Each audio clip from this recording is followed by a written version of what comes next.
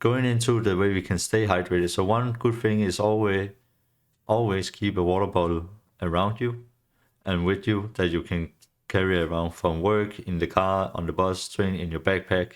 So on, preferably a metal bottle that you can continue reuse. You can wash it, because these plastic bottles have a lot of phthalates in it, in the plastic, and also when it gets heated and continue use, you basically want the plastic bottle down, and then you drink all these bad chemicals that's in the plastic. To know whether or not we are hydrated, we want to look at the color of our pee, which can be an indicator. So you want it slightly yellow, as in that way you are still peeing out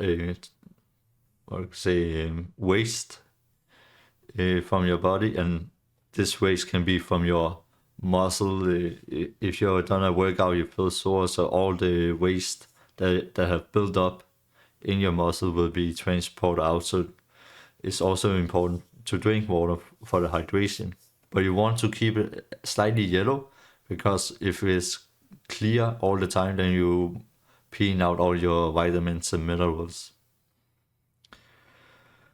One thing that you have to be aware of is that you will go to the bathroom more. When I started out drinking more water, I had this where I felt, first I had to pee every single hour, but then I also sometimes felt that I still had to pee, even though I shouldn't pee. But I just felt like, and it was so weird because you didn't know. Also, I was studying, so you will be in a class. Can I go out? You felt like you were about to pee, but you shouldn't pee, so you're not sure, and oh fuck, and it's so confusing because you didn't know when you actually need to pee or not. But yeah, so a lot of people also find drinking water is a bit boring, as there's no taste in it.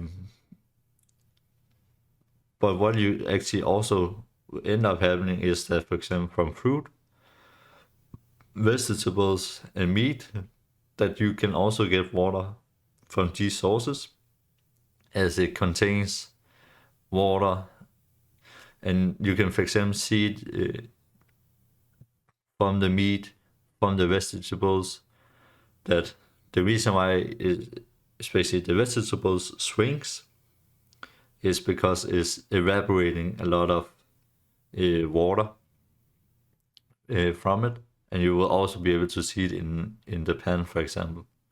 And also, if you noticed, for example, if you are cooking chicken in the oven, you will see that there will be a lot of liquid in the bottom of the tray you just put in. So especially there's certain fruit that was called good to eat, as it has a lot of water, which is orange. Especially watermelon is good, and it's summer here, so there's a lot of water. So it's a good time to eat some watermelon, as it has a lot of water in it. I just bought a 16 kilo watermelon, so I have plenty for the next 4 days. And one of my morning rituals, and this is how I keep myself hydrated throughout the day and start the day out very good, is I just chuck down 1 liter of water. It's just chugging down, no sipping, it's just all of it down at once. First when I wake up, because in that way, then you have I always go to the bathroom in the morning, go to the toilet, because then it's always completely yellow.